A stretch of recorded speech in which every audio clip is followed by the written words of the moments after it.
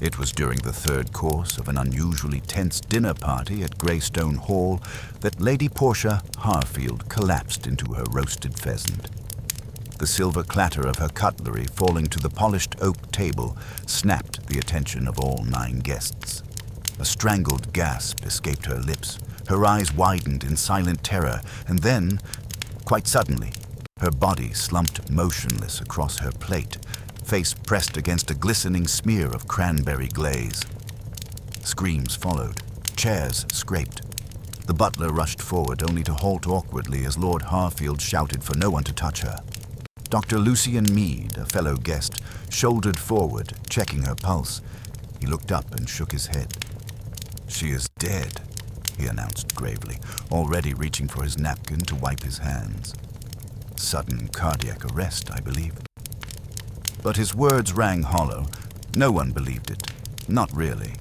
The dinner had been unnerving from the outset. Invitations had gone out at the last minute. An odd move for Lady Harfield, who was known for meticulous planning. Most curious of all, the guest list bore no clear logic. An estranged niece, a retired opera singer, a sharp-tongued banker, a young journalist, even a professor of chemistry. Their only commonality was their connection, distant or otherwise, to the formidable hostess who now lay dead before them. Colonel Braithwaite, a former military man and longtime friend of the Harfields, broke the tension. "We must call the authorities," he declared, standing stiffly. His gaze swept the room like a drill sergeant inspecting troops. "This isn't natural. Something's wrong here."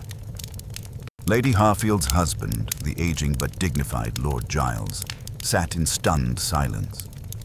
Across the table, Miss Judith Lawton, her personal secretary, looked close to fainting. Her lips moved silently in prayer or disbelief. Perhaps both. At the end of the table, Rupert Gallant, a celebrated financial journalist, began scribbling in his notebook as though composing tomorrow's headline. Dr. Mead cleared his throat. "There is no need to panic. We don't know yet what happened. It might have been an aneurysm, not poison." "But what if it was poison?" snapped Eugenia Tate, the retired opera singer in a dramatic crimson gown. Portia had plenty of enemies, even in this room. Her voice hung in the air like a chandelier moments before it crashes. An uncomfortable silence followed, pierced only by the ticking of the grandfather clock in the corner. 10 guests had sat down to dinner. Now only 9 remained, and every one of them looked suddenly unsure of the others. An hour later, the local inspector arrived with a constable, both clearly overwhelmed by the opulence of Greystone Hall and the pedigree of its inhabitants. They performed the formalities, sealed the dining room, took initial statements, and allowed no one to leave. Lord Giles, dazed but cooperative, agreed to everyone staying overnight for further questioning.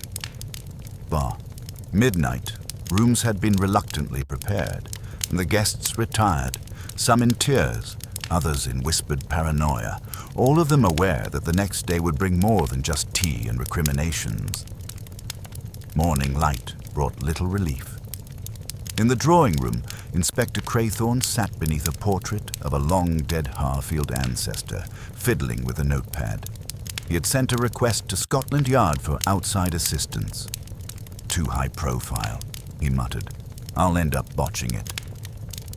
At precisely 10 o'clock, a small, dapper figure in a grey overcoat arrived in a black car driven by a solemn chauffeur. Hercule Poirot, the famed Belgian detective, stepped out, adjusted his hat, and regarded the estate with an expression of polite disdain.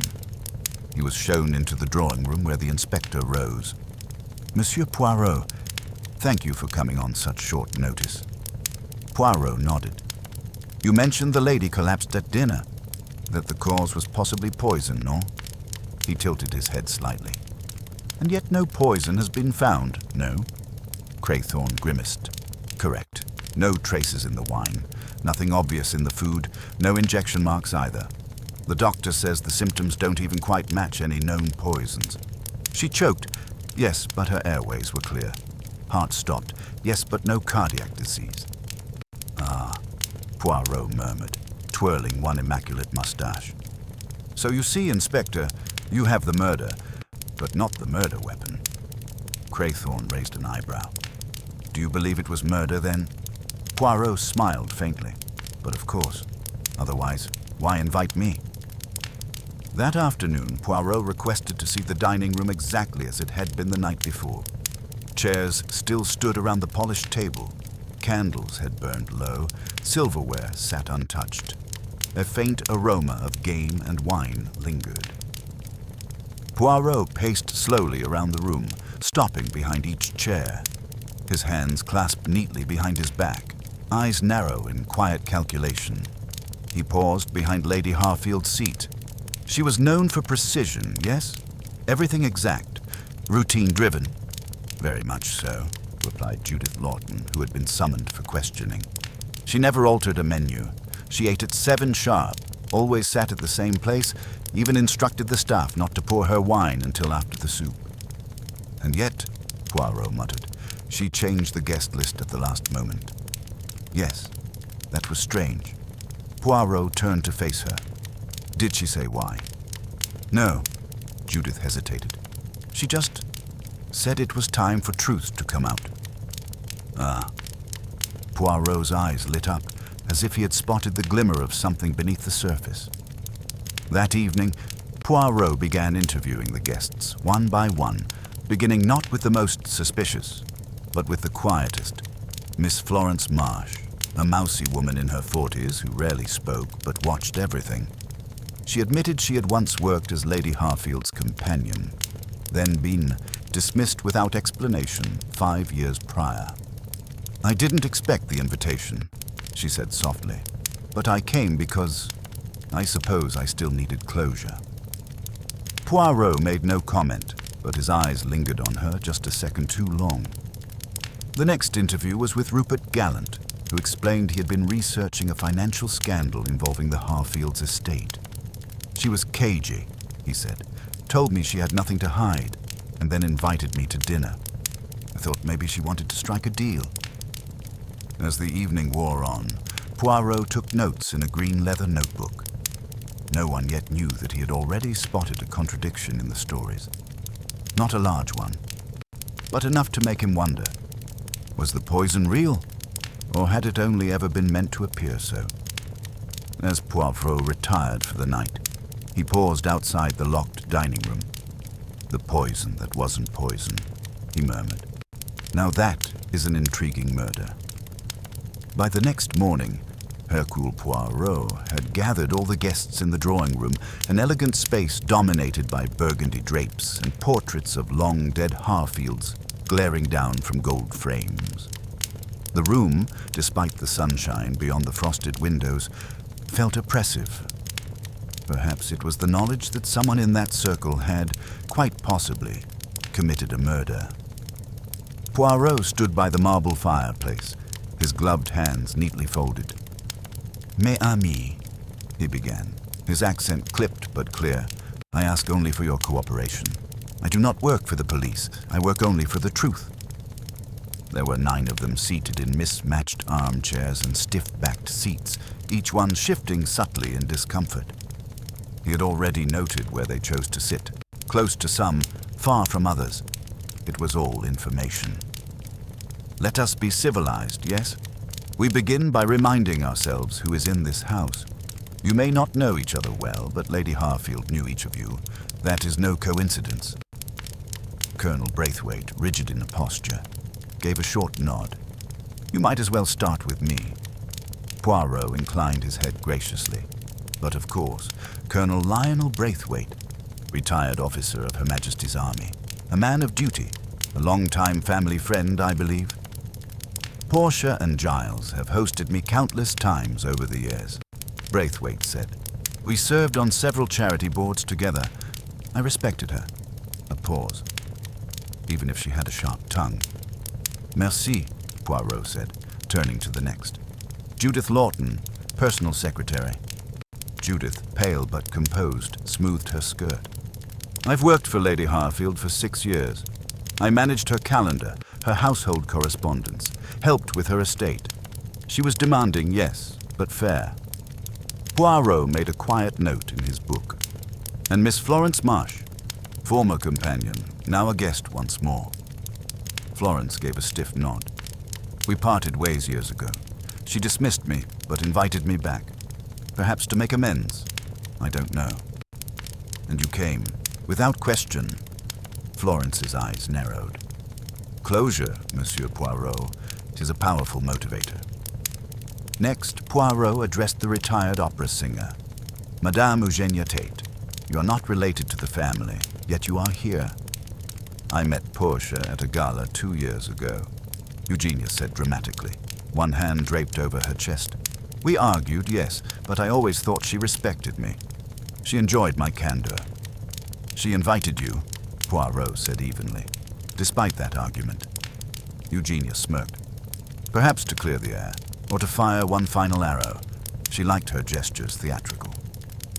Poirot turned to Rupert Gallant, who adjusted his collar defensively. You, Monsieur Gallant, were investigating Lord Harfield's finances, I believe. Not formally, Rupert said. Just sniffing around. I'm a journalist. It's what I do. She invited me here without warning. No explanation. And you expected none? I was curious. That's enough, isn't it? Poirot said nothing, then gestured toward the thin, nervous man seated at the edge of the group. Professor Albert Langley, a man of science. I taught chemistry at Cambridge, Langley said. I met Lady Harfield through her late brother. He was one of my students. She asked me to come. I assumed it was for academic discussion. We, perhaps. Or something more. Poirot's eyes glinted briefly. And next to you sits young Miss Daisy Carmichael. The girl, no more than 20, straightened. I'm her niece, she said. Well, her late sister's daughter. We weren't close. She didn't approve of my lifestyle. She shifted awkwardly. She sent me money from time to time. Then this invitation, out of the blue. And finally, Poirot said, his gaze settling on the last figure, Dr. Lucien Meade. The physician offered a polite nod. Yes, I was Lady Harfield's private doctor. I had concerns about her blood pressure, but she was otherwise in good health. I can assure you, what happened last night was not expected. No, Poirot said, steepling his fingers. But expected deaths rarely require the presence of Hercule Poirot. The room was silent. Poirot paced lightly in front of the fire.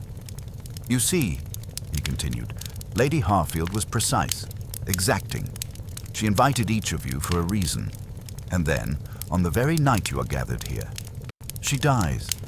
Not of illness, not of age, but of something no doctor can explain. She was under great stress, said Dr. Meade quickly. Perhaps a sudden arrhythmia. Perhaps, Poirot replied. But arrhythmia does not inspire a woman to change her guest list the night before, n'est-ce pas? He walked to a small side table where a folder of Lady Harfield's handwritten guest plans lay open. This, he said, lifting a sheet, is the original guest list. Half of you were not on it 2 days ago. Colonel Braithwaite, yes. Judith Lawton, naturally, but Miss Carmichael, Mr. Gallant, Madame Tate, Professor Langley. Late additions. Everyone shifted. Poirot's voice dropped. She was orchestrating something. Whether to accuse, confront, or confess, we do not yet know, but someone made certain she never got the chance. I don't see how you can say that, Florence interjected. We still don't know if it was poison. Poirot turned slowly to her. Not yet, but we will. And we begin not by seeking the method, but by understanding the motive. He walked to the center of the room, now surrounded by their faces, watchful, guarded, layered in emotion. Each of you had a connection to the victim. Some professional, some familial, some adversarial. And all were summoned, suddenly and without context, to a dinner that ended in death. Judith spoke up then, quietly. She said something strange before dinner, just as we were entering the dining room. Poirot turned. Go on, mademoiselle. She said, Judith hesitated. She said, after tonight, nothing will be left unsaid. Poirot stilled. "Ah," he said softly. "Then we must ask. What was left unsaid? And by whom?" He closed his notebook. "Merci, mes amis. That is all for now." As the guests slowly filtered out of the drawing room, Poirot remained by the fire, gazing into its gentle crackle. His expression was unreadable, but his mind was working at full precision. There were fractures in the group already, rivalries, secrets, resentments. He did not yet know who had killed Lady Harfield, but he knew now. The poison may not have been in her wine or her pheasant, but it was in this house. Later that afternoon, as the grey clouds gathered beyond the tall windows of Greystone Hall, Hercule Poirot walked the stone corridors alone, his gloved hands tucked neatly behind his back. The guests had retreated to their respective rooms or the library, leaving him with silence and echoing footsteps, precisely the condition he preferred for thinking. He had already made his initial inquiries, now focused not on direct questions, but on inconsistencies, behaviors, and the things left unsaid. In Poirot's experience, people spoke most clearly through what they avoided. He paused in the dining room once again. The staff had preserved it under police instruction, so nothing had been touched since the dinner. The place settings remained, silver still gleaming, wine glasses only half drunk. He took special note of Lady Harfield's plate, almost untouched. A cut of pheasant, one small bite missing. Her wineglass was full. The only visible disruption was the slight angle of her chair, pushed back as she fell. He observed it carefully. Then he moved to the chair beside hers, Colonel Braithwaite's. He examined the untouched salad fork, the neatly folded napkin, the crumbs by the plate edge. Nothing remarkable except... Poirot bent forward slightly and sniffed the rim of the Colonel's wineglass. Then he did the same for Lady Harfield's. He straightened and murmured to himself. The same wine, same carafe. No scent, no residue, no color variation. He made a note in his small green notebook and turned back toward the hallway. On his way out, he encountered Benson, the butler, a dignified man in his 60s with a lined face and steady voice. Poirot halted him with a soft inquiry. "Pardon, Monsieur Benson. May I trouble you for a moment?" "Of course, sir." "You served the wine last night, yes?" "Yes, sir. The lady gave very specific instructions. She requested a particular Bordeaux from the 1923 collection. We decanted it shortly before dinner. And each glass was poured individually from the same bottle?" "Yes. I poured for the entire table, then handed the bottle to the footman, Parker, to refill when required. But there were no second rounds. The guests didn't ask." Poirot nodded. "And did Lady Harfield say anything unusual to you yesterday?" The butler hesitated. "Well, sir, now that you mention it, she did ask me, quite out of the blue, to check the locks on the wine cellar that morning. Twice." "Twice?" "Yes. First in the early morning, then again in the afternoon. She seemed concerned someone might have tampered with it." "Did she tell you why she was concerned?" "No, sir. Only said she preferred to be cautious." Poirot considered this for a moment. "Merci. And one final question, if I may. Was there anything different about Lady Harfield yesterday? A change in behavior, in tone, in mood?" Benson lowered his voice. "Yes, sir. She was anxious. Not afraid exactly, but on edge. You see, sir, Lady Harfield was never one for sentimentality, but she spent nearly an hour alone in her husband's study before the dinner. Just sitting. Didn't take tea. Didn't read. Just stared out the window." Poirot's brow furrowed slightly. "Thank you, Benson. That is most useful." He resumed his walk through the house, next stopping at the library, where Rupert Gallant sat on a chaise lounge reading through a thick binder. The journalist looked up warily as Poirot entered. "No notebook today, Monsieur Gallant?" Rupert closed the binder. "Just reviewing some notes. I'm a journalist. Habits die hard." "You are here as a guest, not as a reporter," Poirot said gently. Portia invited me as both, I think. She wasn't naive. She knew what I was working on. Which was? Galland hesitated. Something about Greystone Hall's finances didn't quite add up. Property transfers, tax filings. I requested an interview a month ago. She ignored me. Then this invitation. I assumed she was ready to talk. Poirot sat across from him. And did she? No, Rupert said. She avoided me the whole night, and then she died. Poirot's eyes sharpened. So you expected her to reveal something, but instead she remained silent. Exactly. Poirot's fingers tapped the arm of the chair. And yet she invited others, not just you. People seemingly unrelated. Galland frowned. Maybe she wanted a reckoning, a grand unveiling. Poirot rose. Perhaps. Or perhaps the gathering was not for her benefit, but for someone else's undoing. He moved next to the upper level of the house, where Miss Daisy Carmichael's door stood ajar.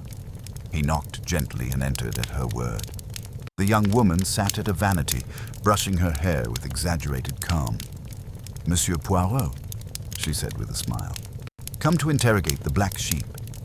"I prefer to speak with the honest sheep," Poirot replied pleasantly. She laughed. "Well, I suppose that's fair. My aunt and I weren't close, but I had no reason to hurt her." "Why do you think she invited you?" Daisy shrugged. "Pity, remorse. She always hated how I lived. Flat sharing, working in theater, dating actors. She thought I was wasting the family name. Yet she still sent you money." "Yes, quietly and without affection." Poirot studied her. "And how did you feel about that?" "Grateful and mildly insulted." Poirot tilted his head. "Did she speak to you last night? Before the dinner?" "Only briefly. She said something cryptic. You'll want to pay attention this evening." I thought she meant an announcement. Poirot considered this. An announcement, but instead, we had a collapse. "Quite the finale," Daisy muttered. Poirot gave a short bow. "Merci, mademoiselle." He spent the remainder of the afternoon revisiting the dining room layout, the guest list, and most importantly, the timing. Each guest had arrived in a specific order. Each interaction had been brief. Yet Poirot sensed something unspoken beneath every exchange. By evening, Poirot returned to his temporary quarters and sat by the hearth, notebook open on his knee. 10 people at dinner. 1 dead. No poison detected. No overt motive confirmed. And yet, Lady Harfield had changed her guest list without explanation. She had locked the wine cellar twice in one day. She had sat for an hour in silence, awaiting a confrontation or confession, or perhaps planning one. Poirot tapped his pen against the page. "Non," he whispered. "She did not fear death. She invited it. And someone had made sure she received it early." He flipped back to his list of names. Next to each, he began adding a single word: regret, ambition, resentment, guilt, fear. Then, beside Lady Harfield's own name, he wrote, intention. The truth was still hidden, but the game had begun. And Hercule Poirot, with the weight of Greystone Hall pressing in around him, was ready to begin the real work. The following morning, Hercule Poirot requested the drawing room once again for his interviews. The rain had begun in the night, tapping softly against the tall windows and casting a muted, rhythmic atmosphere over the proceedings. Poirot preferred it that way. People were always more honest under gray skies. He began promptly at 10. The first to arrive was Colonel Braithwaite, punctual as expected. He stood near the mantelpiece, arms folded as if already defending himself against an invisible tribunal. "Monsieur le Colonel," Poirot began, "you were seated to the right of Lady Harfield at dinner, yes?" "Yes, I've always sat there when invited." "And you noticed nothing unusual? In her tone, her speech, her behavior?" "She was sharp, sharper than usual. But then, Portia always had a way of putting you on edge." Poirot's fingers drummed lightly on the armrest of his chair. "You are aware that Lady Harfield revised her guest list the day before the dinner?" Braithwaite nodded. "Yes. She told me she wanted a truthful evening, whatever that meant. I assumed it was some sentimental nonsense. And yet, she died before saying anything of note." Braithwaite's lips tightened. Convenient, perhaps, for someone in the room. Poirot observed him quietly. "Did she mention anyone by name beforehand?" "No, but I did notice her watching Florence Marsh during the soup. Not glaring, more studying her." Poirot filed that away. "Merci, Colonel. That will be all for now." Florence Marsh entered next. She looked composed, but her hands trembled slightly as she adjusted her scarf. "You and Lady Harfield had not spoken in years, yet she invited you," Poirot began. Florence nodded. "Yes, I was surprised. I thought she wanted to apologize." "And did she?" "No, she barely acknowledged me all evening." "And this silence, it upset you?" Florence hesitated. "A little. But I'm not petty, Monsieur Poirot. I was more confused than hurt." Poirot leaned forward. "And what was the nature of your dismissal all those years ago?" Florence blinked. She said I had grown too familiar, that I had crossed boundaries. "And had you?" She raised her chin. "Not in any improper way, but I saw things, heard things. She didn't like being seen as vulnerable." "Did you mention your invitation to anyone before arriving?" "No, I came quietly. I told no one. Not even your cousin, Professor Langley." Florence blinked again. How did you know he's my cousin?" Poirot smiled gently. "I observed." She hesitated, then nodded. "Yes, but we're not close. I didn't know he'd be here." Poirot offered a crisp nod. "Merci, mademoiselle." She left, and Judith Lawton was shown in. The secretary looked tense, her dark hair tightly pinned, her lips a thin line. "You worked with Lady Harfield daily. Did she seem different recently?" "Yes," Judith replied immediately. "She was distracted. She kept looking over old letters, old photographs. She was restless." "And she made last-minute changes to her dinner?" "Yes. I helped write the place cards that afternoon. She kept changing the seating, then went back to the original order." Poirot raised an eyebrow.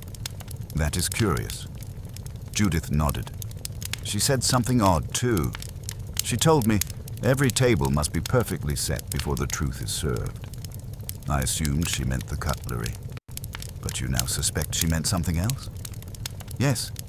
Maybe she was planning to accuse someone." "Or confess," Poirot said softly. Judith's face changed slightly. "You think she did something wrong?" Poirot shrugged. "We must consider all possibilities. Merci, mademoiselle." Next was Professor Langley, tall and thin with restless fingers and a flickering gaze. "Professor, you have not visited Greystone Hall before?" "No, not since my university days." "And you had no recent contact with Lady Harfield?" "None. She invited you to dinner, out of the blue?" "I received a letter. Said she remembered her brother speaking highly of me, that she wished to reconnect with old friends of the family." Poirot tilted his head. An odd reason for such a formal dinner. Langley gave a half smile. The Harfields were always peculiar. Poirot tapped his pen. "Were you aware your cousin, Miss Marsh, would be here?" Langley's eyebrows rose. "No. Is she?" "She sat 3 seats away from you." Langley coughed awkwardly. "I've not seen her in years. We had a disagreement." Poirot let that sit. "You studied poisons, did you not, Professor?" "Only academically.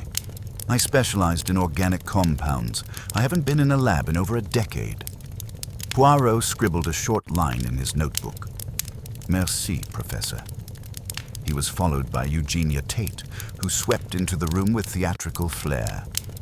"Poor Portia," she said dramatically, taking a seat. Such a grand end, though. At dinner, no less. "You are not disturbed by her death?" Poirot asked. "Of course I'm disturbed, but I have a history with death. I was an opera singer, Monsieur Poirot. Death is a nightly affair on stage." Poirot studied her. "You had an argument with Lady Harfield last year." "Hardly an argument, a disagreement. She said I lacked grace. I said she lacked heart. That was that. And yet she invited you. Portia always admired boldness. I think she respected me more than she let on." "Did she speak to you privately?" "She called me into her study briefly. Said something cryptic about one last aria. I thought it was poetic nonsense." Poirot gave a polite smile. "Merci." Rupert Gallant was next. He walked in with his notes, as if attending a meeting rather than a murder inquiry. "Monsieur Gallant," Poirot began, "you have spoken with Lady Harfield before." "Briefly. At a luncheon, once. She knew I was investigating property transfers." "And she responded by inviting you to dinner?" "Exactly. Which is why I found it so suspicious when she didn't speak to me." "Do you believe she meant to silence you?"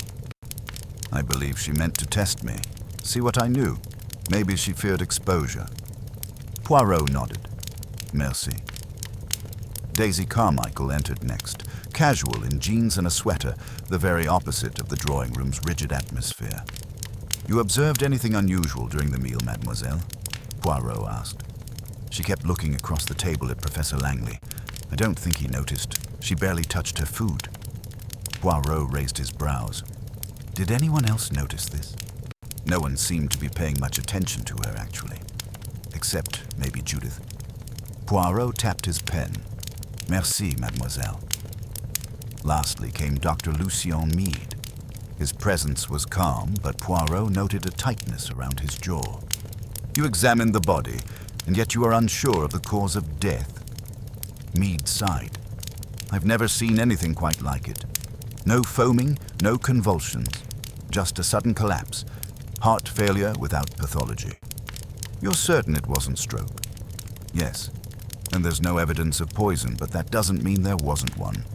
Some substances vanish rapidly. Tetrodotoxin, for example." Poirot studied him. "And you have access to such toxins?" "I'm a licensed doctor, Monsieur Poirot. I don't carry deadly compounds." Poirot was silent a moment. "Lady Harfield trusted you." "I believe so, though lately she was distant." "And you accepted that distance without question." Meade looked him in the eye. "We all have things we don't question, until it's too late."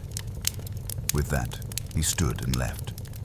Poirot sat alone in the drawing room for several minutes after the interviews concluded. The clouds had darkened. Rain tapped louder on the window panes. His notebook lay open beside him, full of names, fragments, and contradictions. He had spoken with each guest, and from each he had received a part of the truth, but not all. 3 people had lied. 1 had deflected. 1 had panicked. The dinner had not been about reconciliation. It had been a confrontation, interrupted, and someone, Poirot now believed, had known it was coming. By the end of the 3rd day, whispers had taken root within the grand corridors of Greystone Hall. Poirot, though calm in appearance, moved with greater intent, his observations now deeper, his questions more pointed. He had begun rising before sunrise, requesting access to the kitchens, pantries, and cellar records. The staff were compliant, albeit nervous. The household, once orderly, now pulsed with a low-grade tension. Quiet glances, half-closed doors, sudden silences when footsteps approached. Poirot's interviews had sown something else. Doubt. Each guest, though outwardly composed, had begun to suspect one of the others. Old grudges sharpened. Familiar courtesies grew brittle. Late that morning, Inspector Craythorne returned to Greystone Hall bearing news that, for a moment, seemed to tilt the investigation dramatically. "We found something, Monsieur Poirot," he said, pulling him aside near the main staircase. "In the kitchen waste bin, beneath layers of discarded food wrappers and lemon peels. He handed Poirot a sealed plastic evidence bag. Inside was a small, nearly empty glass vial. It bore no label, but a faint smell clung to the cork, bitter and chemical. Poirot turned the vial in his fingers. Where exactly was this found? The bottom of a waste bin, near the servants' exit, Craythorne said, likely tossed late at night after the dinner. Poirot raised an eyebrow. And none of the kitchen staff noticed it. They claim not, but there's more. The chemist we consulted believes it once held physostigmine, a neurotoxin, difficult to detect if administered in very small doses. Poirot's eyes narrowed. Highly dangerous in concentrated form, Craythorne added. It affects the nervous system. Breathing slows, then stops. Cardiac arrest follows shortly after. Poirot remained quiet. Craythorne continued, "We also discovered that someone accessed the small study where the medicine cabinet is kept. The drawer was left unlocked. The butler confirmed the key is normally stored with Lady Harfield's personal effects." "And who had access?" Poirot asked quietly. "Only Judith Lawton and Dr. Mead, as far as we can tell. Maybe Lord Harfield in the past, but he's not in good health. He's barely left his room since the death." Poirot didn't respond immediately. He turned toward the hallway and walked slowly, methodically, until he reached the narrow corridor where the study stood. The door had been left ajar. Inside, the space was tidy but unmistakably lived in. A dark oak writing desk, stacks of estate documents, a narrow cabinet tucked against the far wall, one drawer slightly misaligned, the lock scratched. Poirot knelt beside it and examined the scratch marks. "Clumsy," he murmured. "Rushed. This was not the act of someone calm." He stood and walked to the window. From this angle, one could see part of the back garden and the small gravel path leading to the servants' exit, where the waste bin had been found. Later that day, Poirot called for Judith Lawton. She entered briskly, hair pinned tighter than ever, eyes tired. "You had access to Lady Harfield's study," Poirot began.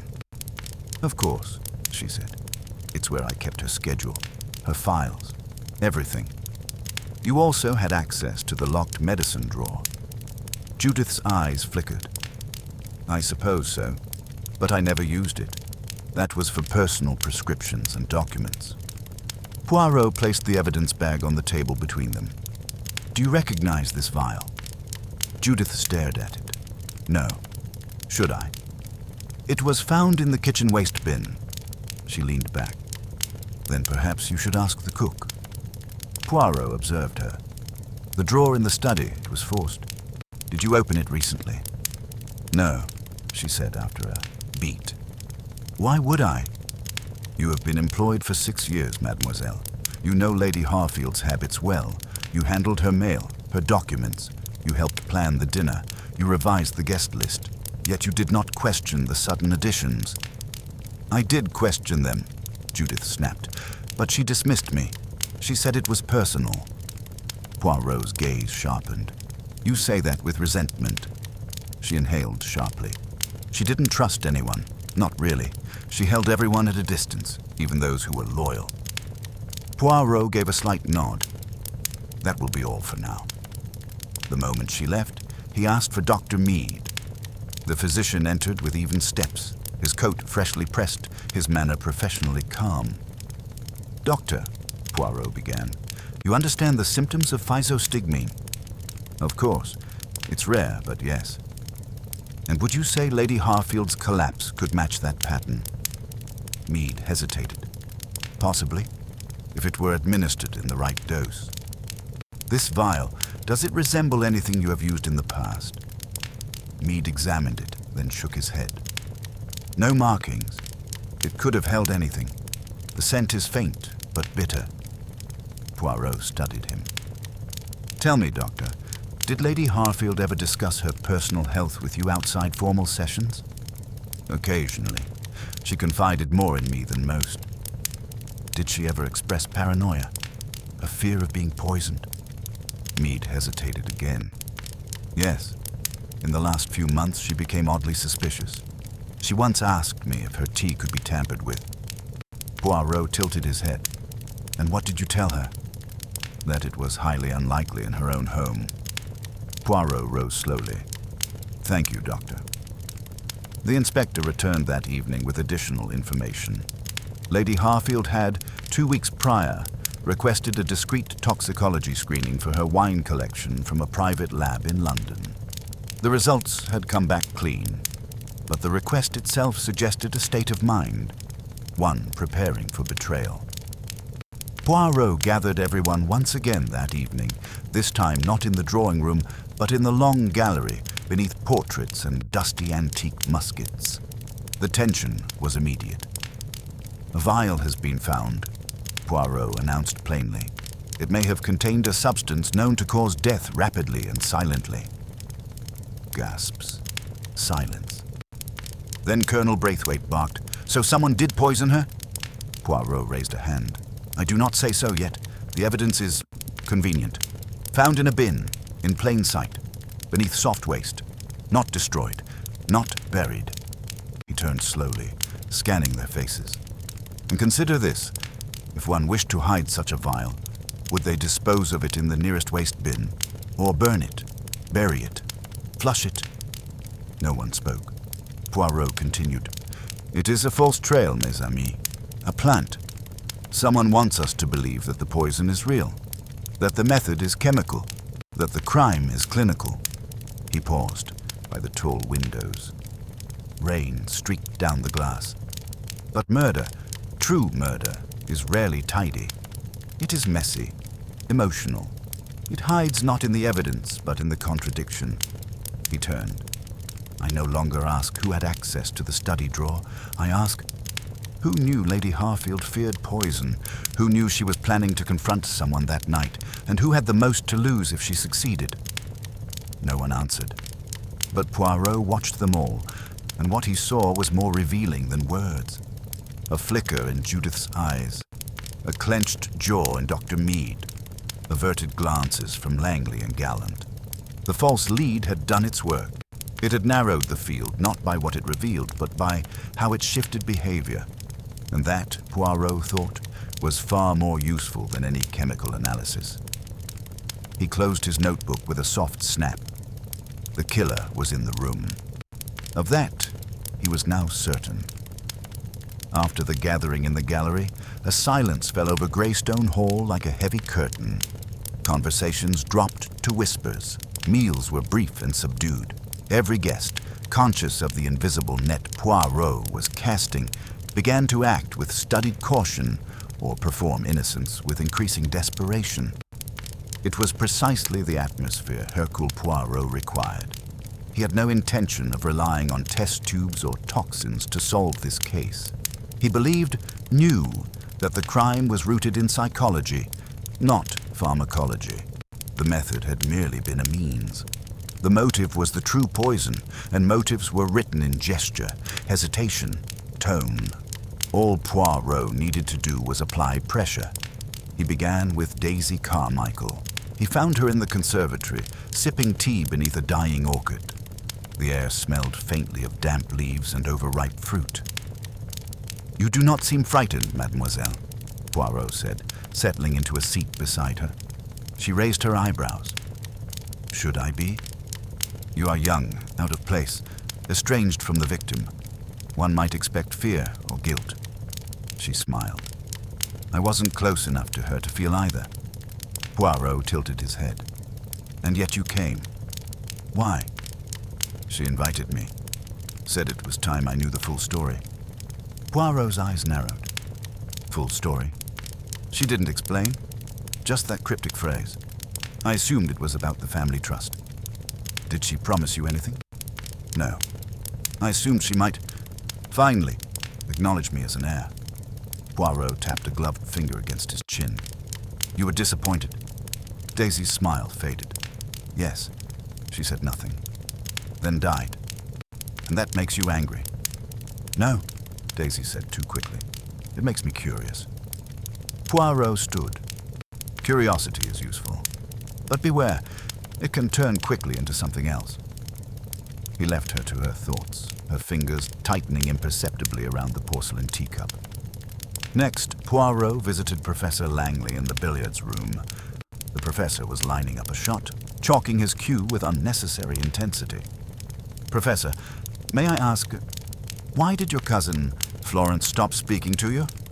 Langley straightened. "She believed I betrayed her. Years ago. She was wrong." "In what way?" Langley sighed. "We were close once. She confided something personal about Lady Harfield. I disagreed with how she intended to use it." Poirot waited. "She threatened to expose a private affair between Lady Harfield and a man from the estate. I warned her it would ruin reputations. She called me a coward." Poirot considered this. "And did Lady Harfield know about this conflict?" Langley nodded slowly. "Yes. She dismissed Florence shortly after. I imagine she believed I told her." Poirot folded his arms. "But now Florence is back, and you did not seem pleased." Langley turned. "No, Monsieur Poirot, I did not." That afternoon, Poirot subtly separated Florence Marsh from the others. He asked her to join him in the small parlor, an intimate space with low ceilings and a grandfather clock that ticked like a metronome for the truth. "Mademoiselle," he said softly, "you were once dismissed under strained terms. Now you are invited back without explanation. What did you believe Lady Harfield wanted?" Florence hesitated. "I thought perhaps she was ready to admit she was wrong. And if she had? I don't know. You told me she said nothing to you at the dinner." "She didn't." Poirot's gaze did not shift. "And yet, Judith Lawton told me Lady Harfield whispered something to you during the soup course." Florence stiffened. Poirot remained silent. "She said," Florence whispered, "it was never you I feared. That's all, nothing else." Poirot leaned back. "But it was enough, no? Enough to shake you." Florence looked away. "I don't know what it meant. But you feared it was a warning, or a confession." Florence swallowed. "Yes." Poirot said nothing more, but her trembling fingers spoke loudly enough. That evening, Poirot devised his first trap. He requested, under pretense of routine formality, that every guest submit a signed written statement of their movements and observations during the dinner. Each was to write their account in private and submit it within the hour. Poirot was not seeking truth in the statements themselves. He was watching for what the guests believed others would say, and who would try to conceal the smallest contradictions. When the accounts came in, he read them alone in the library, cross-referencing them for discrepancies. Colonel Braithwaite claimed he had been seated next to Lady Harfield and had spoken with her about a charity gala, yet Judith claimed Lady Harfield barely spoke to anyone that night. Judith's statement mentioned seeing Florence rise briefly between courses to fetch a shawl, something no one else had noted. Gallant claimed he left the dining room once, for the washroom, just before the pheasant was served. Yet Eugenia remembered him being at the table when it arrived. The inconsistencies were small, but they revealed nerves, and they were precisely what Poirot had anticipated. He approached Gallant next. "You claimed you left during the second course," Poirot began. "Yes, the pheasant didn't agree with me. I was queasy. And yet Madame Tate swears you were seated when the bird was served." Gallant flushed. "Then I must have stepped out after. I don't recall precisely." "Strange," Poirot said. "For a journalist." Gallant's jaw clenched. "You think I killed her because of some financial article? I think you were seeking a story, and when you did not receive one, you feared being discredited." Poirot paused, watching the man squirm. "Discredited people," he said softly, "make dangerous decisions." Poirot next confronted Judith again, not directly, but through subtle insinuation. He asked her to join him by the fireplace and reviewed her written account in front of her. "You say you observed Miss Marsh rise during dinner." Yes, she said she was cold. No one else recalls this. She was quiet. Perhaps no one noticed. And you did? I always paid attention. It was my job. Poirot looked up. Or you suspected her? Judith hesitated. Because if Lady Harfield had made peace with her, restored her, perhaps even added her to a will, then you would lose everything you had earned. Judith's eyes narrowed. I didn't kill her. No, Poirot said gently. But you thought someone else might. Judith stood without a word and walked out. That evening, Poirot reviewed the events of the dinner once more. Not the meal itself, but the choreography of it.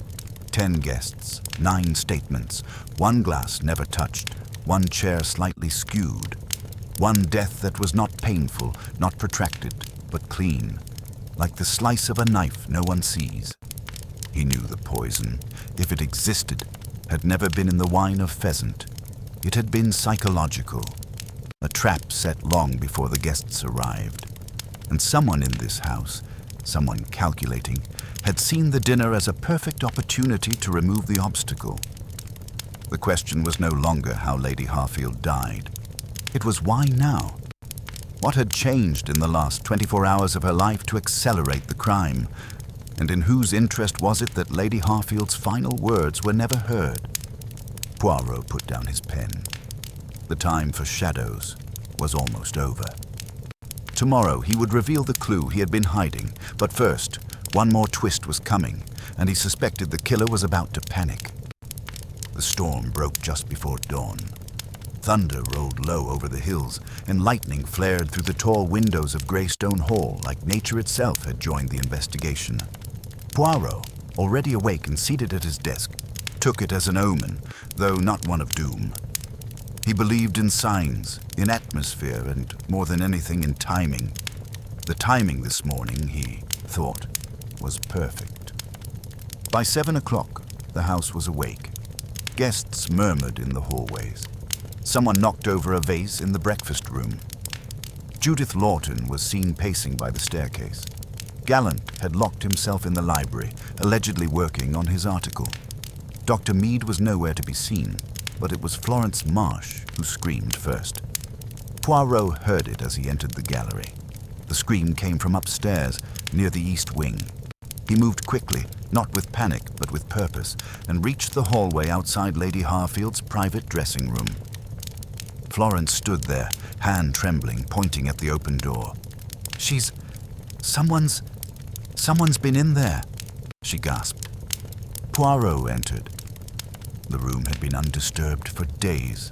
Police tape still stretched lightly across the doorway, though now it hung limp, torn at one corner. Inside, the space had been methodically ransacked. Drawers yanked open, velvet-lined boxes tipped and spilled, perfume bottles smashed. One jewelry case, the largest, was missing entirely.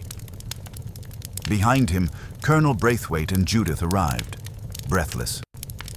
"What's happened?" the colonel demanded. Poirot held up a hand. "No one enter. Do not touch anything." Florence stepped back, hugging her arms. "I came to ask Judith something about the wardrobe accounts. I walked past here and saw the door open. I swear it was closed last night." Poirot examined the dressing table. A faint smear, a gloved fingerprint, was visible near the mirror. But nothing else. Nothing obvious. Nothing stupid. Someone had come looking for something. But what? Within the hour, Inspector Craythorne was back, furious. "So now we've got theft as well. This case is turning into a circus." Poirot remained calm. "No, Inspector. This is not a new crime. It is the continuation of the same one." Craythorne scoffed. "You think the same person who killed Lady Harfield returned to steal something?" "No," Poirot said. "I believe they came to recover something. Something they feared Lady Harfield had left behind." By midday, Poirot had assembled everyone in the drawing room again. The tension was greater this time. Less confusion, more dread. "There has been a disturbance," Poirot announced. Lady Harfield's dressing room has been searched. A jewelry box is missing. Its contents are irrelevant. That caught their attention. But what may not be irrelevant, Poirot continued, is why it was taken. I believe someone feared it held an item of great danger, not to others, but to themselves. Judith frowned. You think it wasn't jewelry? Poirot didn't answer her. Instead, he addressed the room. Lady Harfield was preparing something, not a dramatic revelation at dinner, not a toast, a document, a written account, perhaps a letter, perhaps a confession, more likely, an accusation. Daisy's face changed slightly.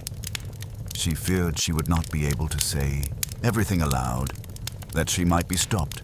So she placed the truth in writing and concealed it. Braithwaite muttered, and now it's gone.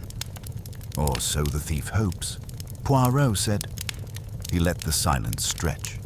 Then he walked to the side table near the fireplace and pulled open a shallow drawer. From it, he withdrew a folded envelope. Gasps rippled across the room. Yes, Poirot said, holding it delicately. Lady Harfield was clever. She wrote 2 copies. The original was in the dressing room, likely hidden inside the missing jewelry box. But the second, delivered into my hands 2 days ago by her lawyer, was placed here by her instruction the morning after her death. Sealed and marked to be opened only if the cause of her death was uncertain. He let them feel the weight of that sentence. But I have not read it, Poirot added. A collective breath was held. Because I believe I do not need to, I know what she would have written, and soon so shall you. He returned the envelope to the drawer without opening it. The silence that followed was colder than the storm outside. Eugenia Tate broke it. So you're saying she knew she would be murdered?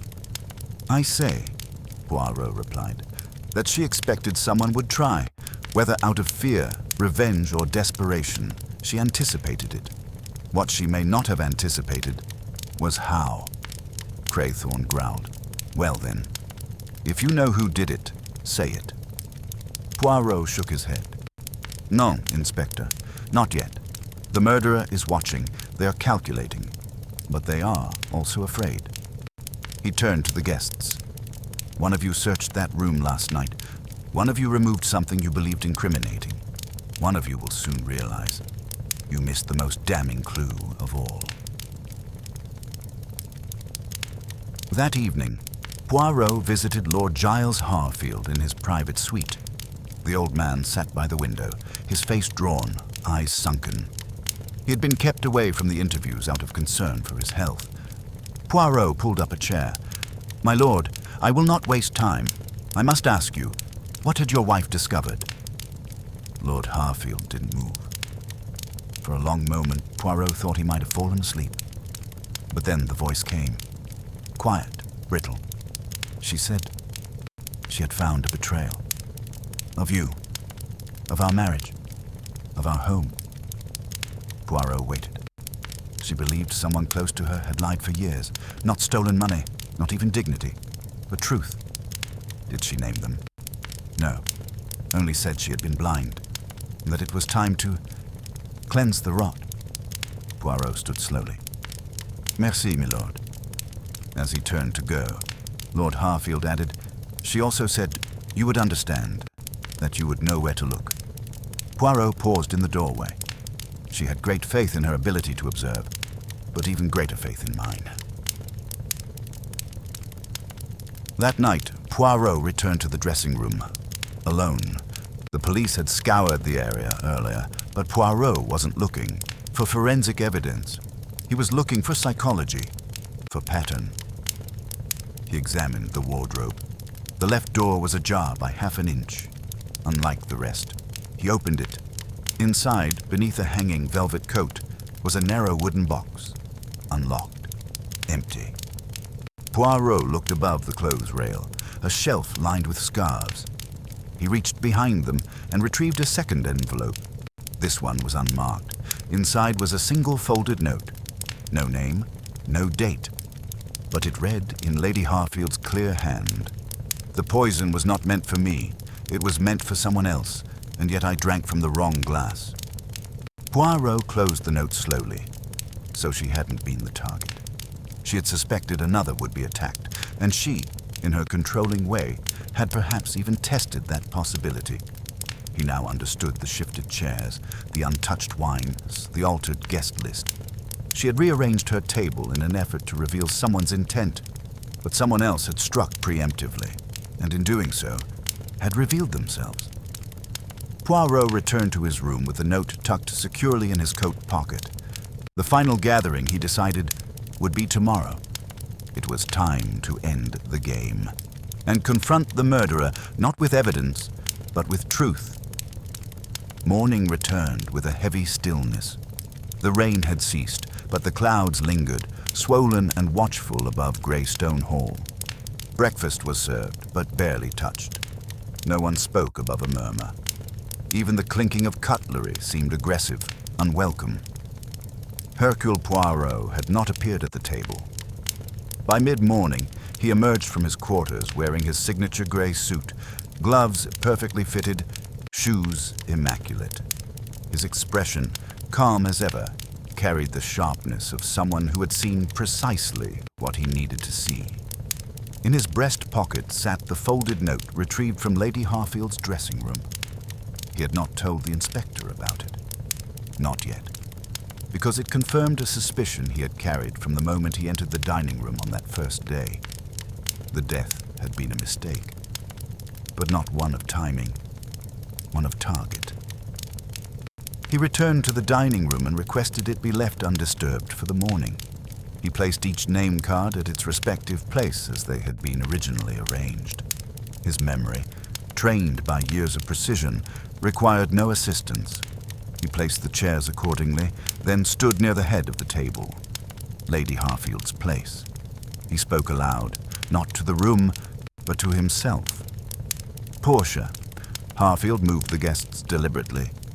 She had been suspicious for weeks, afraid, yes, but more than that, she was watching, testing. She had changed the guest list to bring specific people face to face, and at the table, she had made one final change. She switched her seat. He moved around the table and pointed to the chair that had been pulled back awkwardly after the incident. She always sat at the head, but this night she took the seat adjacent to it. Judith's usual seat. He walked slowly to the sideboard where the wine had been poured. She told Benson not to pour until after the soup. Why? Because she wanted to see who was watching. Who waited for the wine? Who looked nervous? Poirot ran a gloved finger along the stem of one wine glass. Then he removed a white silk handkerchief from his coat and wrapped it around the glass. 3 people did not drink their wine that night. Florence, Rupert, and Lady Harfield. But Florence and Rupert left theirs untouched the entire meal.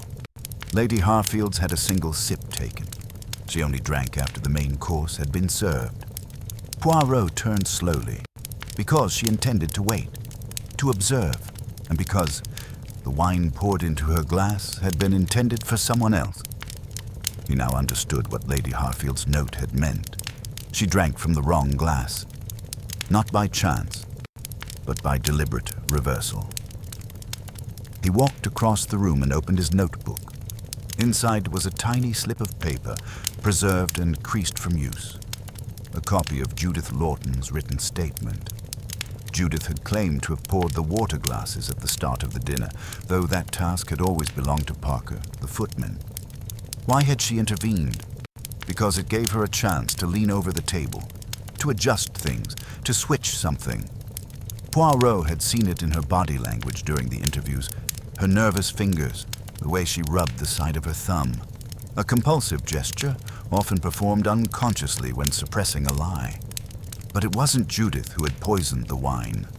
No, she had been trying to protect someone, and that someone was Dr. Lucien Meade. Poirot requested a private conversation with Dr. Meade that same afternoon. The physician appeared composed, if slightly wary. They met in the library. Poirot offered him a seat, but remained standing. "Doctor," Poirot began, "we have discussed symptoms, toxins. Collapse, but not behavior. Allow me to ask you something different now. Mead nodded. Were you in love with Lady Harfield? The question hit its mark. Mead stiffened, then forced a smile. I respected her. Respect is not affection.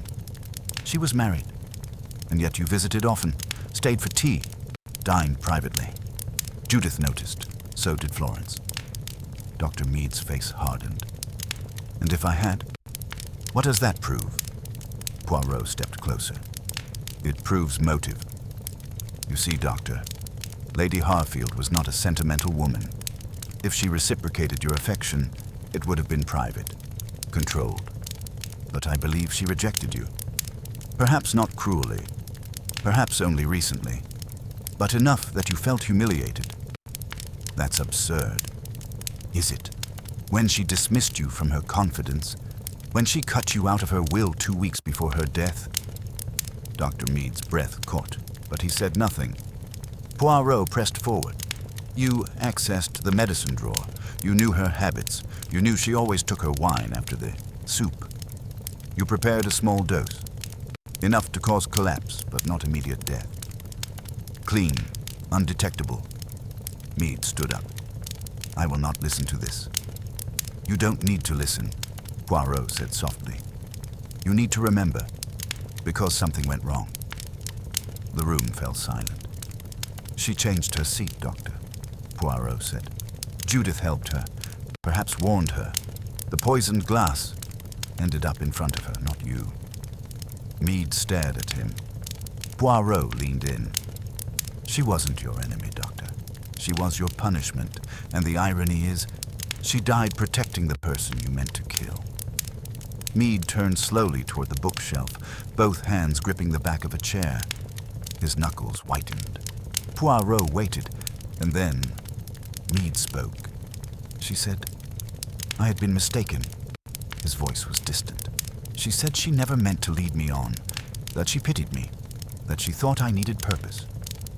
Poirot said nothing. I gave her years, Mead whispered. Advice, loyalty, discretion, and she told me she'd be removing me from her will and hiring a new physician. Someone younger. Poirot's voice was quiet. So you decided to end the story before it could humiliate you. Mead closed his eyes. I never meant to kill her. I only meant to scare her. A moment of collapse, a shock, then I'd revive her. She'd listen. But she drank from the wrong glass. Mead nodded. Poirot took a long breath. And now, Doctor, you must answer to the truth. That evening, Poirot summoned everyone for one final gathering before the reveal. He did not disclose the confession. He did not mention the note. Instead, he simply recounted the facts as he had seen them. The glass, the seat, the switched guest list, the emotional motives, the psychological pressures. He watched the guests' faces shift as the pieces fell into place. Judith's eyes welled, her lips trembling as she realized her actions, helping Lady Harfield switch chairs, had saved her life. Florence stared into her lap, perhaps wondering if her long exile had been more merciful than she'd believed. Daisy, wide-eyed, absorbed it like theater. Colonel Braithwaite muttered under his breath, "Damn clever, that woman, even in death." And Poirot, ever meticulous, made no accusation aloud. Not yet. That moment would come only once, and it would be in full. Tomorrow. That evening, Greystone Hall stood still. No wind stirred the hedges outside. No footsteps echoed through the marble corridors. The rain had ceased completely, leaving the windows fogged and the air tense with the silence that comes just before a reckoning. In the grand drawing room, every guest had been summoned by Poirot's request, delivered in person with quiet precision. No detail had been spared. The lights were turned low. The fireplace crackled, casting long shadows against the oak-paneled walls. The chairs had been arranged in a semicircle around the hearth, each occupied by one of the remaining guests. Florence Marsh, seated upright, clutched a silk handkerchief. Daisy Carmichael leaned back, arms folded, a mixture of curiosity and calculation in her eyes. Professor Langley tapped his knee rhythmically, eyes flitting toward the door. Rupert Gallant sat stiffly, hands in fists on his lap. Eugenia Tate stared into the fire, expression unreadable. Judith Lawton sat at the far end, her shoulders taut, gaze locked on Poirot. Colonel Braithwaite rested his cane beside him, watching intently.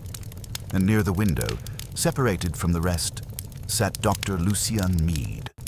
Alone, silent. Poirot entered without flourish, yet the room seemed to inhale at his presence. "Mes amis," he began, walking slowly toward the fire. "Thank you for your patience.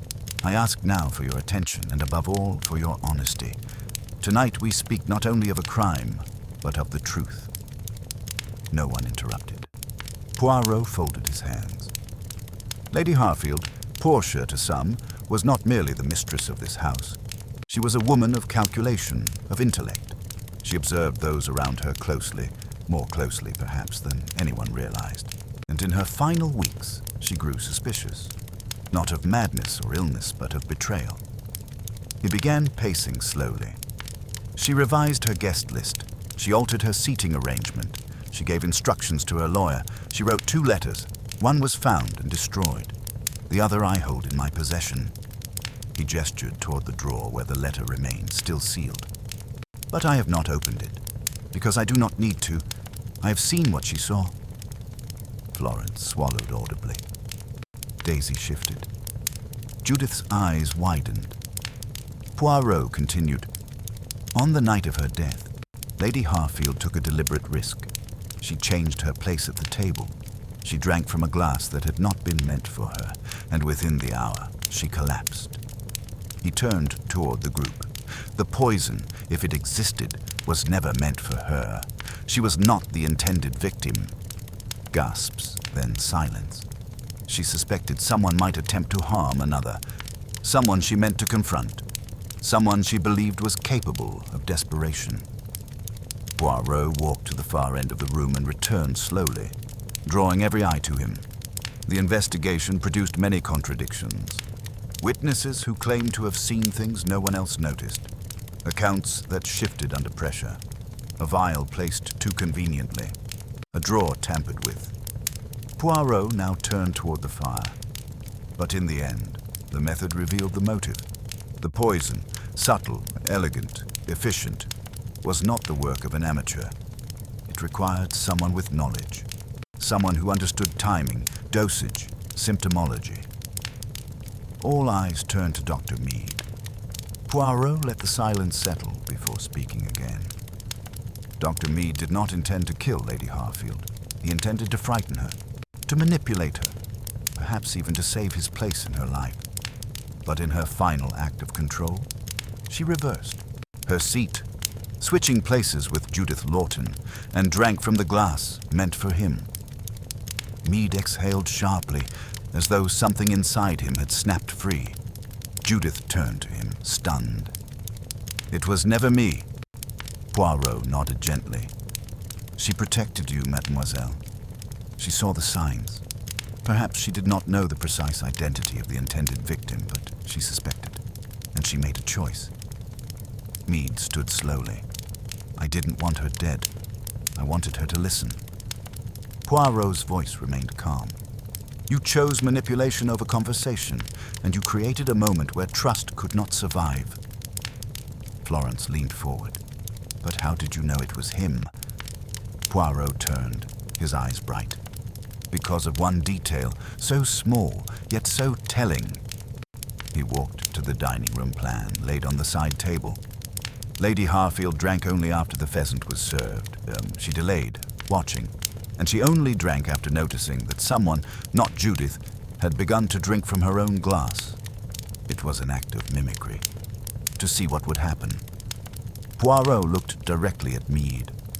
She drank knowing the risk. And then she wrote a final note, concealed in her wardrobe, stating plainly, "The poison was not meant for me." A stunned hush followed. Judith moved her chair that evening, Poirot added. Perhaps because she sensed something. Perhaps because she feared what might come. That small act, quiet, unnoticed, saved her life. Judith sat pale, trembling. She didn't tell me. She never said a word. No, Poirot said, because she suspected, but she did not want to accuse. She wanted confirmation.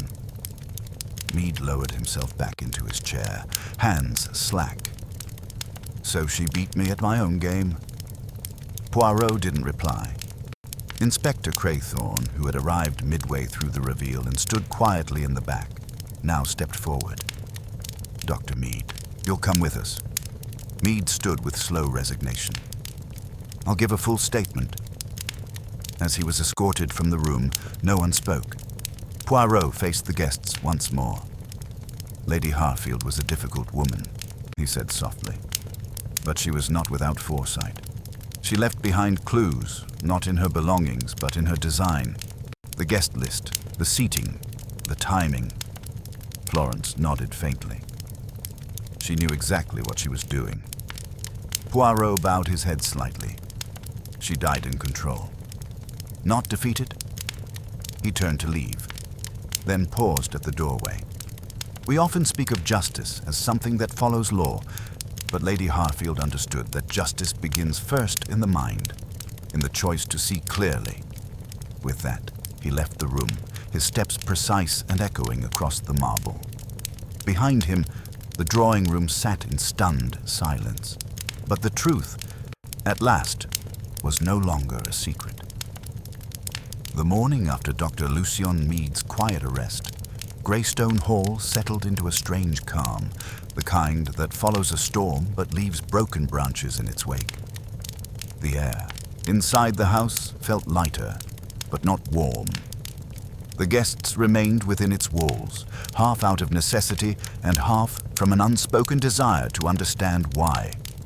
For although the man had confessed, the full truth had not yet been heard, not in total, not in Poirot's terms, and until it was, nothing felt resolved. At precisely 10 o'clock, as the grandfather clock in the main hall struck, Poirot once again called the remaining guests into the drawing room. Inspector Craythorne stood silently in the corner, arms folded, observing. Poirot did not raise his voice. He did not stand behind a desk or draw attention with drama. He simply took a seat, folded his hands, and began to speak. "Ladies and gentlemen," he said, "I thank you for your patience. You have endured discomfort, suspicion, and grief. But now, the final truth must be placed before you, not for spectacle, but for closure." He paused, scanning the faces before him. They watched him with a mix of fatigue and alertness, as though each were bracing to hear their name in his next breath. "It is true," Poirot continued, "that Dr. Mead confessed to administering a small dose of physostigmine, his intention being not murder, but fear, an effect mild enough to cause distress, a collapse dramatic enough to provoke conversation. But he did not account for Lady Harfield's decision to switch seats at the last moment, and so she drank what was meant for another." He nodded toward Judith, whose hands now rested tensely in her lap.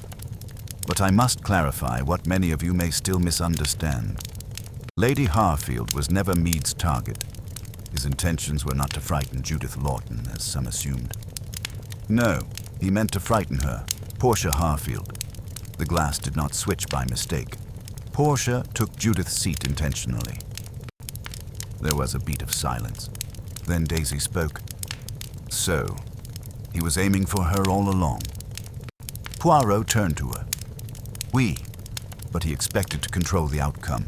He believed he could create a crisis and then resolve it. In doing so, he would become indispensable once again." Eugenia gave a bitter laugh. "That's not control. That's delusion." "Perhaps," Poirot replied softly. "But delusion, like poison, can be slow and difficult to detect." He rose now, walking slowly toward the window where he stood with his back to the light, casting his shadow toward the semicircle of chairs. "But allow me now to explain how the truth was revealed, not by confession, but by behavior. From the beginning, I watched how each of you reacted to the tragedy. Some with genuine sorrow, others with indifference. But the doctor, Poirot, paused. He became too involved, not in grief, but in speculation. He positioned himself close to the investigation, offered theories, dismissed alternatives. He turned to Craythorne. When the vial was found in the bin, he was not surprised. In fact, he seemed prepared to discuss its effects, its mechanisms. But what was most curious was that he never once questioned why Lady Harfield had died instead of someone else. He never said, but she wasn't supposed to drink from that glass. Not even once. Colonel Braithwaite raised an eyebrow. But wouldn't that have betrayed his guilt? Precisely, Poirot said. So he said nothing. But in saying nothing, he said everything.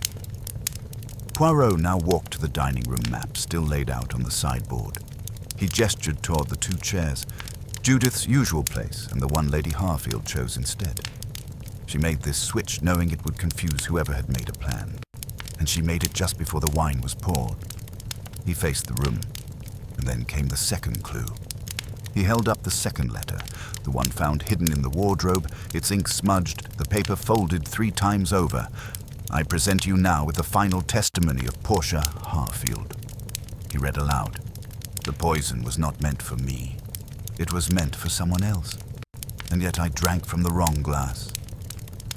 A quiet gasp came from Florence. Judith bit her lower lip. She knew, Poirot said, folding the paper. She had suspected someone might attempt something subtle. Perhaps not murder, but humiliation, shame. She had spent her last weeks rearranging the guest list, reflecting on her past relationships, even reviewing her will. She realized someone close to her had begun to resent her deeply. He turned slowly toward the rest of the group. You see, Lady Harfield had begun removing people from her inner circle, dismissing servants, selling off minor properties, preparing for a public shift in her estate. But none of that mattered more than her private rejection of one man's affections. She believed it was her duty to draw a line, but in doing so, she triggered something neither of them could undo. Florence looked down. That's why she was so quiet at dinner. Yes, Poirot said, because she suspected that the confrontation she had planned might not go according to plan. Eugenia asked, but if she feared an attempt on someone else, why didn't she stop the dinner entirely? Poirot shook his head, because she didn't want scandal. She wanted to confirm her suspicions, and like many strong-willed individuals, she thought she could control the situation, that she could expose the truth without becoming its victim. He turned now to Judith, addressing her gently. And you, mademoiselle, you moved her chair, a small act, out of concern. You had no idea you were saving her life. Or perhaps trading it for your own. Judith swallowed hard. She looked at me when I came to the table, almost like she wanted to say something, but she didn't. Just smiled. Poirot gave a slight nod. She was grateful. That much, I believe. Craythorne stepped forward. So what happens now? Poirot met his gaze. Dr. Meade will stand trial. He has confessed. His guilt is undeniable, but whether the court sees his act as murder, manslaughter, or an attempted manipulation gone tragically wrong, that is for the law to decide. He looked at the guests once more, but the motive, mes amis, is clear. Not greed, not inheritance, not revenge. It was the most dangerous motive of all. Pride, wounded. He stepped back toward the fire and stood in silence for a moment. Then, in a softer voice, Lady Harfield died because someone could not accept her rejection. Because someone believed they could force relevance back into their life through fear. And in doing so, they lost everything. No one spoke. Poirot offered a small, respectful bow. My task here is complete. The mystery has spoken. And now, mes amis, it is time to let it rest. He turned and walked to the door, where his coat and hat waited. Behind him, the guests remained seated, not out of politeness, but reflection. The truth, now spoken, had stripped the room of its secrets. All that remained was silence. A week had passed since the final gathering. Greystone Hall, once a stage for unspoken tensions and quiet rivalries, had begun to return to its older self, a place of tradition, of wealth, of well-maintained silence. The guests, no longer suspects, had each begun to leave. Some quietly, some with final words, but all of them changed. Even those not directly touched by guilt had felt the presence of it, lingering like perfume in the drapes, in the carpets, in the hollow ring of unused teacups. Dr. Lucien Meade had been taken into custody with little resistance. His formal confession, given in the presence of Inspector Craythorne and Poirot himself, left no ambiguity about his actions. Though he maintained that he had never intended to kill Lady Harfield, only to provoke her into a vulnerable moment, one that might restore his position in her affections, the court would be left to determine how the law saw such intentions. Pending trial, Meade was held without bail. The Crown prosecutor had already indicated an intent to pursue a charge of manslaughter with intent, citing premeditation, access to controlled substances, and abuse of medical trust. Though Poirot had no particular affection for the law's proceduralism, he agreed that justice, in this case, must follow its course. What struck him more, as he remained at Greystone Hall in the final days to offer assistance with the paperwork and final sorting of Harfield's affairs, was not the fate of Dr. Meade, but the response of those left behind. Judith Lawton, once the cool and orderly secretary, had withdrawn from her role almost immediately. Though never under suspicion, she had been forced to confront the reality that her loyalty had nearly cost her her life. Lady Harfield had protected her without words, without acknowledgement. Judith, in turn, had left the house with a small envelope and a single sentence from the will. To Judith Lawton, whose silence I misread as absence, I leave my gratitude and the freedom she never asked for. She declined the modest inheritance offered, stating only that she wished to remember Portia as she had known her, not as a name on legal paper. Florence Marsh returned to her modest flat in London with a light suitcase and a heavier heart. For years, she had nurtured anger toward the woman who had dismissed her, never knowing that the dismissal had been to shield her from scandal. Portia Harfield, in her cryptic way, had taken steps to protect Florence's name, not punish it. Poirot himself had seen the letters.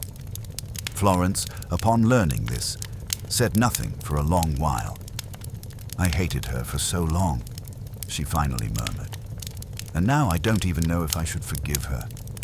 "To forgive," Poirot had replied gently, "is not always to understand, but it is to let yourself continue living." Professor Langley offered no farewell. He left the hall before sunrise the day after Meade's arrest, leaving behind only a letter of apology to Florence, written in short, abrupt phrases. It was not a letter that healed anything, but it was something. Florence tore it in half, then folded the pieces into her coat pocket. Colonel Braithwaite and Eugenia Tate lingered the longest, not out of sentiment, but of curiosity. The colonel, a creature of order and protocol, had expressed surprise that the truth had been so small. He had expected something larger, embezzlement, a war secret, a long-buried crime. Poirot had merely smiled.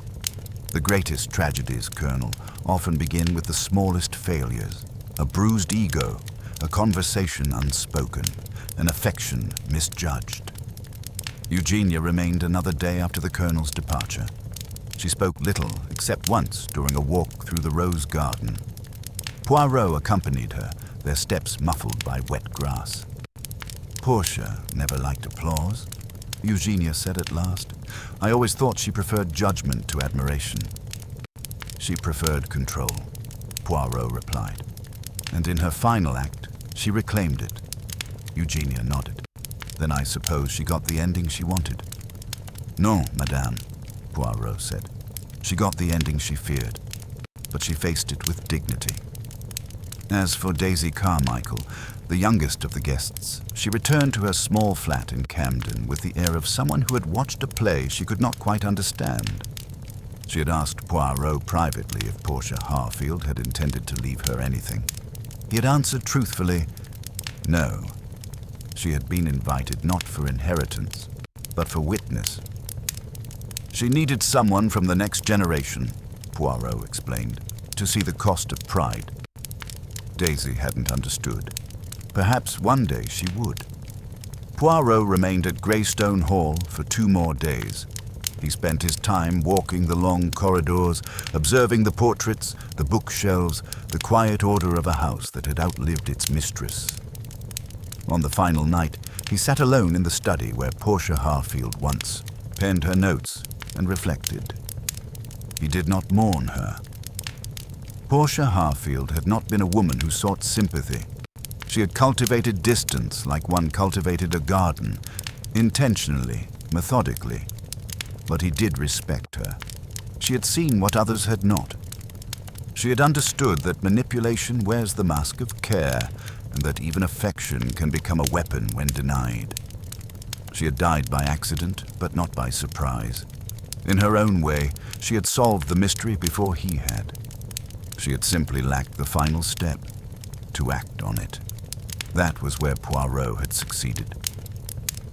He glanced around the study one last time. The ledger was closed, the envelope sealed, the document signed. There would be no further questions. Inspector Craythorne, on the morning of Poirot's departure, met him at the front steps. "You've done it again," he said, truth wrapped up with a bow. Poirot smiled faintly. "Non, mon ami. No bows, only knots, untangled." Craythorne chuckled. "Still, you were right. It wasn't about the poison." Poirot looked out at the fog-draped gardens. "No," he said softly. "It was about the intention. It always is."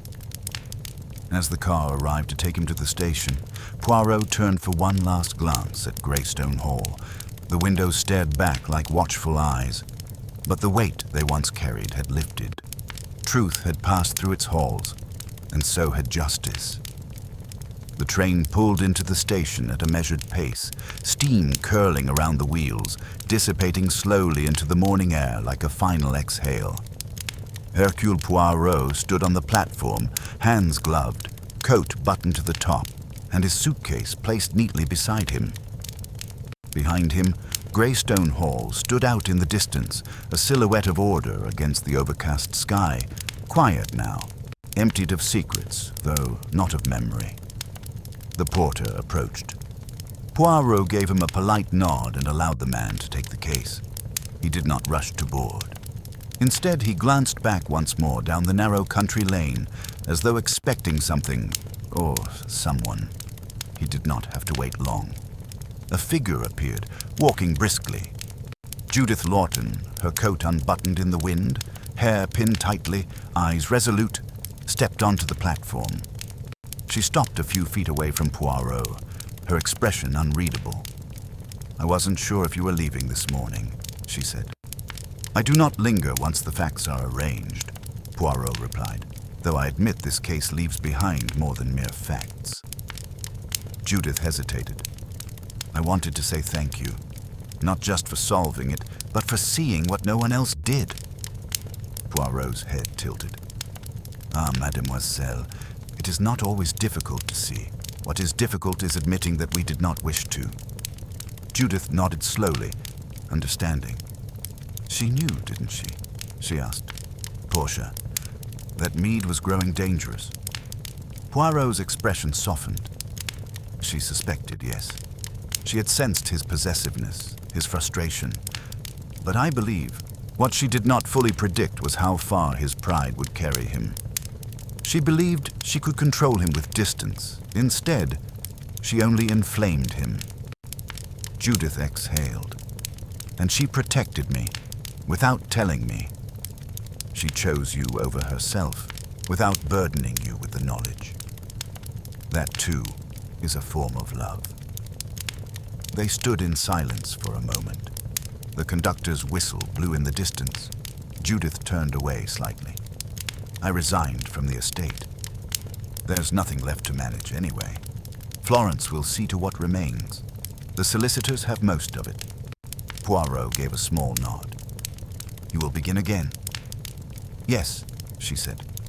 I think I need to learn how to live without order for a while. A brave choice, Poirot said, smiling.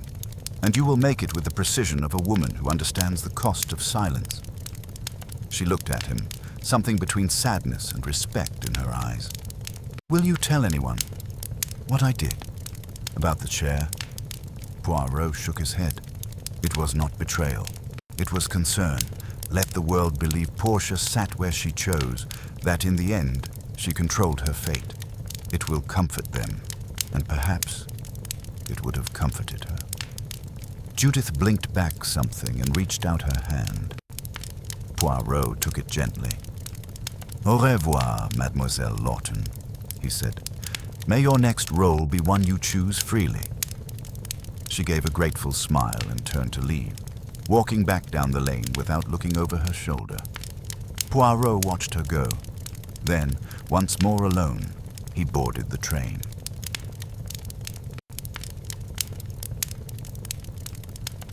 The compartment was warm, its upholstery recently brushed. Poirot took the window seat, placed his gloves precisely in his lap, and leaned back. He did not open his notebook. He did not review his files. He looked out the window. The fields passed by in neat rows, hedgerows lining narrow paths, cottages distant and content. Yet Poirot's mind was not on the landscape. It was on the house, on Greystone Hall, and what it had represented. Lady Harfield had been a woman of considerable strength and perhaps greater loneliness. She had built a world where control was the measure of trust. Anyone who stepped outside the boundaries she imposed, be it Florence, Meade, or even Judith, was cast out or gently distanced. She had not been cruel. She had simply preferred structure over mess, order over chaos. But human emotion, Poirot knew, did not adhere to such architecture. Love could not be filed. Resentment could not be contained. And once loosed, these things found cracks in even the strongest walls. What struck him most about the case was not the confession, nor the clever concealment of motives. It was the irony that a woman who believed herself invulnerable to sentiment had been destroyed by a sentiment she never returned. Lucian Meade had acted from wounded pride. That much was clear. But pride was never isolated.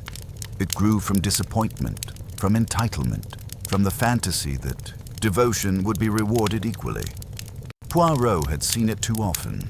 The idea that affection demands reciprocation, that loyalty buys power, that unspoken claims give birth to obligations, and when those illusions break, they do not shatter quietly.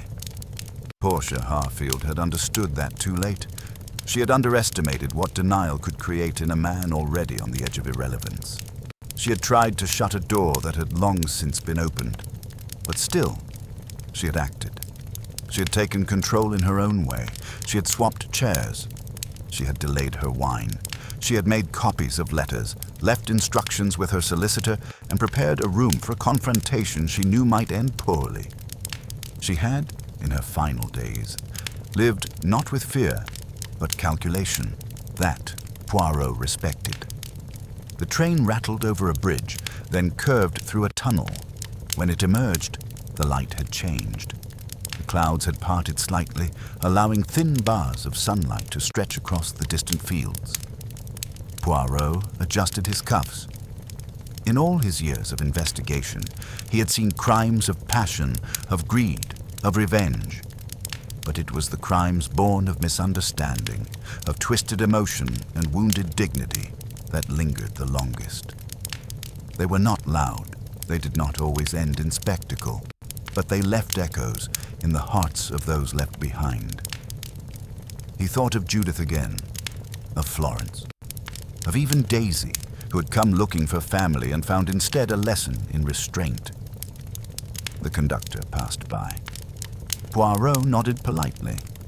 Then he turned his attention back to the glass and allowed himself one final thought. The truth had not saved Portia Harfield, nor had it punished Lucien Meade. The law would see to that. But truth had done something else.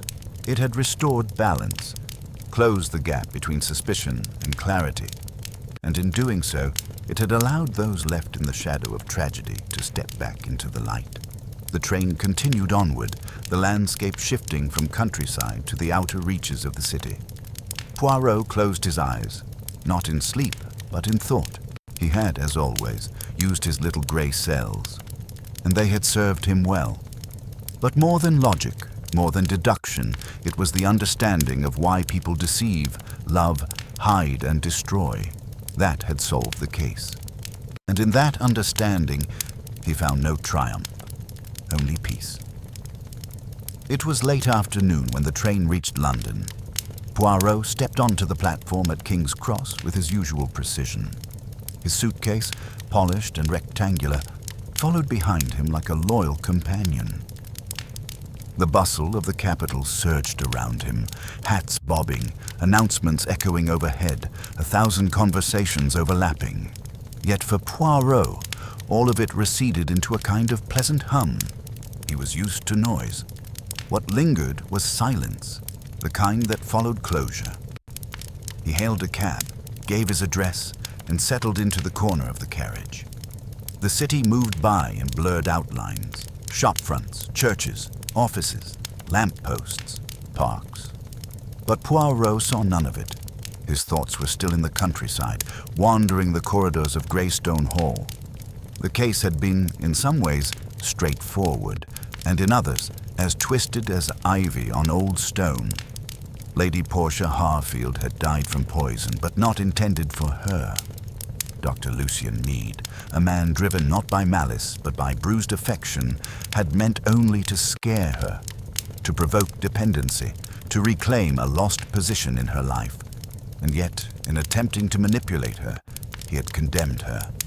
There had been no villain in the traditional sense, no blackmailer, no inheritance schemer, no lifelong grudge quietly ripening in the dark. There had only been emotion, misdirected, unspoken, and finally, fatal. That, Poirot thought, was what made this case linger. When the cab dropped him at his flat, he paid promptly and took the stairs slowly. He didn't rush to unpack. Instead, he poured himself a cup of hot chocolate, took his seat by the window, and opened the small leather-bound notebook he had kept during the investigation. He turned to the final page and wrote only one line. In the end, it was not the poison that killed her, but the assumption that love, once rejected, can be controlled. He closed the book gently. Poirot did not believe in fate. He believed in the order of things, that every lie had a pattern, every silence a reason. But he had also learned, through years of quiet observation, that some of the most dangerous crimes were not planned. They were improvised. Acts of passion, fear, ego, and once set in motion, they spiraled beyond anyone's grasp. Lucien Meade had acted alone. Of that Poirot was sure. But the conditions that allowed him to act, the denial, the repression, the emotional isolation of Greystone Hall, had been created over years. Portia Harfield had not been a warm woman. She had been sharp, exacting, fiercely intelligent. She had dismissed more people than she had embraced, but her death was not the product of cruelty. It was the result of emotional negligence, hers and his.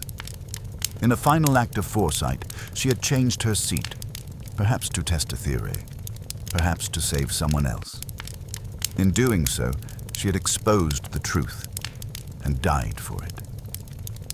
Poirot thought of Judith Lawton again, the capable, composed assistant who had known when to speak and when to act. Her chair switch had seemed trivial. It had saved her life. But Judith had said little during Poirot's final interviews. She had understood, instinctively, what others had not, that sometimes survival comes with a burden. She would carry it. He was sure. And what of Florence? She had spent years resenting Portia Harfield, and then, in one brutal week, had learned that the woman she thought cruel had actually protected her. from scandal long ago. Florence had not asked for forgiveness, nor had she offered it, but she had left Greystone Hall with a clearer understanding of her own bitterness. That was something. As for the others, Langley, Daisy, Braithwaite, Eugenia, they were shadows to the central puzzle. Observers, each with their own perceptions, their own misunderstandings, and that, Poirot believed, was the quiet tragedy of the case. Everyone had seen Lady Harfield through the lens of their own need. Lucian Meade had needed her admiration. Florence had needed her approval. Judith had needed her stability. And in the end, none of them had truly seen her, not as a person, but as a symbol, a gatekeeper, a judge, a pillar of something they wanted but could not name. Even in death, Portia Harfield remained unknowable. Poirot leaned back in his chair, watching the light fade outside his window. He did not celebrate victories, not when they ended in graves. Justice had been served. The law would do its part. The newspapers would print a brief summary, and the public would forget. A death by misadventure, a doctor's moment of madness, a will contested, then settled. A grand estate passed into quieter hands, but Poirot would remember. Not the details of the poison or the evidence trail. Those were, to him, elementary. He would remember the final note, the one Lady Harfield had written and hidden away. The poison was not meant for me. Those 6 words were more than a clue. They were a statement of resignation, of awareness, of control reclaimed even as it slipped away. In the next room, the telephone rang. Poirot rose, crossed the room and answered it. Yes, c'est moi. A familiar voice spoke on the other end, a client inquiring about a possible engagement in Vienna. Poirot listened, nodded, and said, "Let us speak in 2 days. For now, I am resting the little gray cells." He hung up gently. There would be another case. There always was. But for tonight, Poirot sat alone in his London flat, a soft fire burning beside him, a cup of chocolate warming his hands. He was not haunted by what he had failed to see, only by what others had refused to look at. Truth had its own rhythm, he thought. It did not always shout. Sometimes it simply sat quietly in the wrong chair at dinner and waited. And in that moment, Poirot smiled. He had seen it, and that, he knew, was enough.